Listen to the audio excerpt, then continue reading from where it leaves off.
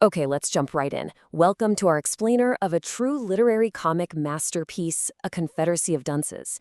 Now, you are getting your first glimpse at one of the most unforgettable protagonists ever written, the monumental green hunting cap wearing Ignatius J. Reilly. Today, we're going to dive deep into the hilarious, chaotic snowball effect that is his life. We'll be breaking down his incredible narrative arc, the incredibly colorful cast of characters he completely torments, and of course, the biting underlying satire of this brilliant story. So this really begs a fascinating question right from the jump, doesn't it? What happens when overwhelming intellectual arrogance violently collides with the real world? For years, our anti-hero has lived a very sheltered, bizarrely comfortable existence. He spends his days safely locked in his bedroom, totally tucked away from modern society, furiously filling Big Chief writing tablets with his philosophical rants. But as you'll see, that insular life is about to violently and comically unravel.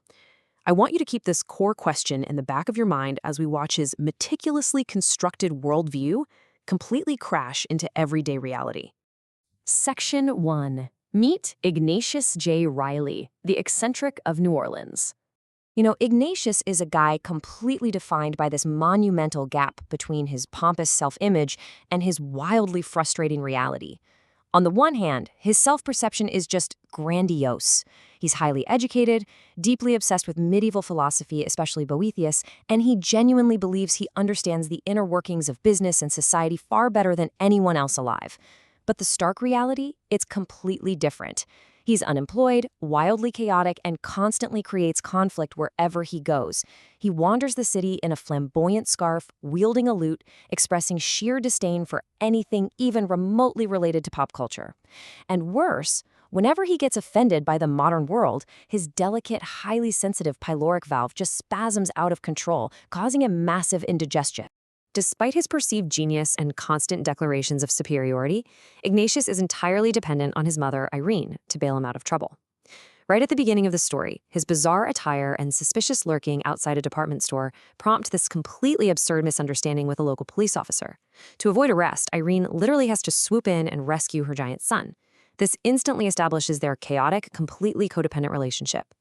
Irene isn't just a savior, though. She's a long-suffering, bowling-loving woman who is at her absolute wit's end trying to manage a fully grown man who simply refuses to function in society.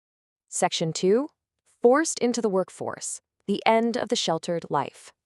Well, the true catalyst for our story happens with a single, fateful decision. After a stressful afternoon involving a few too many drinks, Irene makes the extremely poor choice to get behind the wheel, and she ultimately crashes her car. Suddenly, there is this massive repair bill looming over their heads, and this financial burden means that, for the very first time in years, the unthinkable must happen. Ignatius's comfortable little bubble completely bursts, and he's actually forced out of his stagnant routine to step up and get a job. And let me tell you, his forced descent into the working world is an absolute train wreck. He leaves his safely unemployed life and first finds himself reluctantly taking an office job at a struggling 1960s clothing manufacturer called Levy Pants. It's a hilariously mismatched environment for a medievalist intellectual, right?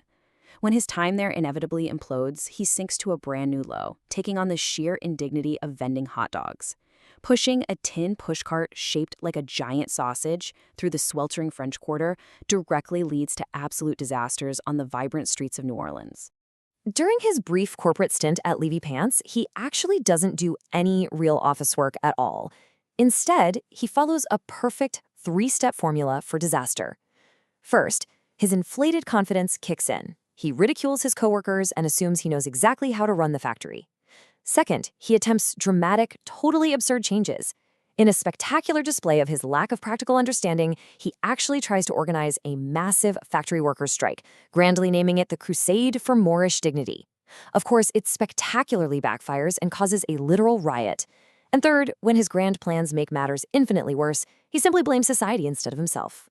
Section 3. A Web of Absurdity. The Colorful Characters of New Orleans. So after fleeing the pants factory, he hits the pavement with his hot dog cart.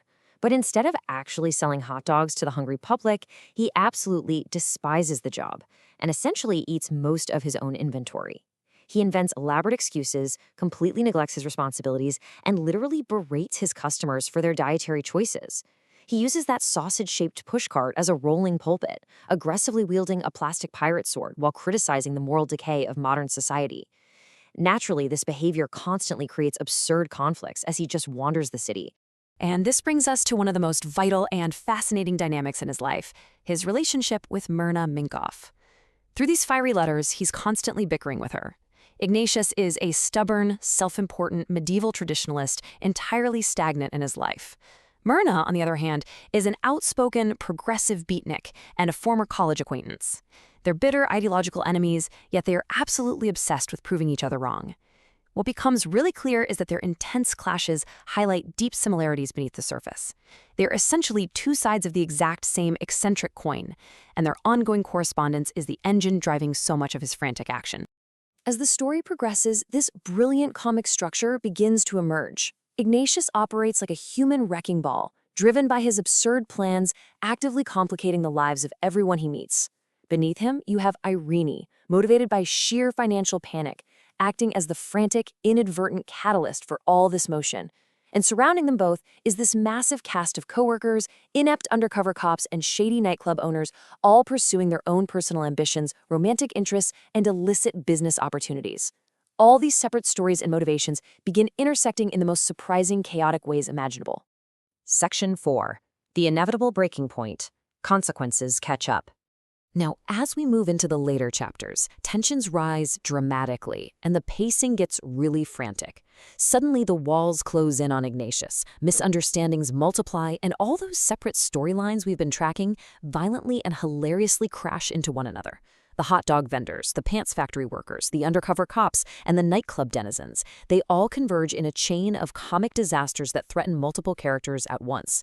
Hidden motives become much clearer, everyone scrambles to solve their immediate problems, and Ignatius is suddenly facing severe, real-world consequences he can no longer easily avoid. This really brings us to his ultimate flaw. Even when he's completely cornered and facing ruin, Ignatius flat out refuses to accept responsibility. Instead, he points his finger outward in blame, at society, at fate, at the alignment of the stars, and at nearly everyone around him. As the pressure mounts to a breaking point, he completely refuses to look inward. For Ignatius, it's always a flaw in the universe, never a flaw in the mirror. His incredible talent for self-deception holds strong, even as his entire world falls apart around him. Which brings us to the thrilling conclusion in Chapter 15. Instead of neatly resolving every single conflict with a perfect bow, the story takes a really unexpected turn. Just as Ignatius is about to face the ultimate consequence, being committed to a psychiatric ward by his own mother, his frenemy Myrna Minkoff literally drives into town and whisks him away. It gives him an ambiguous, totally uncertain escape. This ending is fantastic because it perfectly preserves the satirical spirit of the story, leaving us all to wonder if he's actually grown or if he's just running away to create a brand new disaster somewhere else. Section 5. Themes of the Chaos. Unpacking the satire. So, the absolutely crucial takeaway here is that this story uses a ridiculous hot dog cart as a Trojan horse for some really deep social critique. It's a biting satire of modern society and institutions, forcing us to look closely at the danger of intense intellectual arrogance and the blinding power of self-deception. It highlights the sheer, beautiful absurdity of everyday life, all while painting a vivid cultural picture of social class and the suffocating weight of family responsibility, perfectly marrowed by the vibrant backdrop of 1960s New Orleans. As we watch Ignatius's grand delusions crumble against the reality of the working world, it naturally forces a mirror right onto ourselves. How wide is the gap between your own grand ideals and your everyday reality? Because the ultimate satirical takeaway of this entire explainer isn't just about laughing at the eccentricities of Ignatius J. Reilly, it's about recognizing that very same gap within ourselves. Thank you so much for joining me on this explainer of a true comedic masterpiece.